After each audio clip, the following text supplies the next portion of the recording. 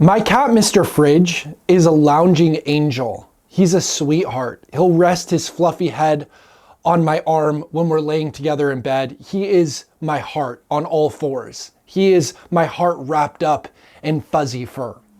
Now, I've only seen Fridge hiss 2 times.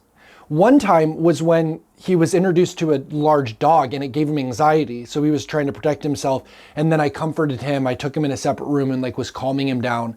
And the only other time was when he was at the vet and he was scared because there were so many people there and he was being held down because he had to get stitches.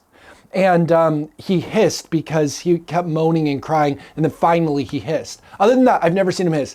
I've had him for 5 years. He's never once hissed at me. Although I shouldn't say I've had him, he's had me. But he's never hissed at me. He's a perfect cat. He's a perfect creature. He's perfect in every way. Now, by the way, he's 5 years old. So I saw this on the internet. I don't know if this is factually true, but in human years, he's my age. So he's 37 years old, just as I'm 37 years old in human years, if you relate it to cat years. But what I'm saying is this. There are no animals that are mean. There are only animals that have PTSD. So for instance, if you see a cat who's on the street snarling and hissing and puffing itself up, it is not because that animal is mean. There are no mean animals. There are only traumatized animals. So a cat that's hissing or a cat that's on the street being mean, in your estimation, in your eyes, it's not actually a mean cat. It's not actually a cruel cat.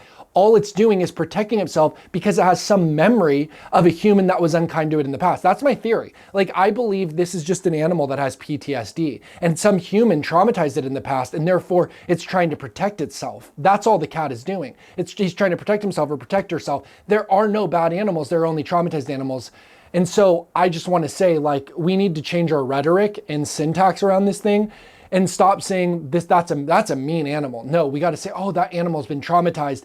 And instead of backing away from it, we need to say, how can I give more love to this beautiful animal?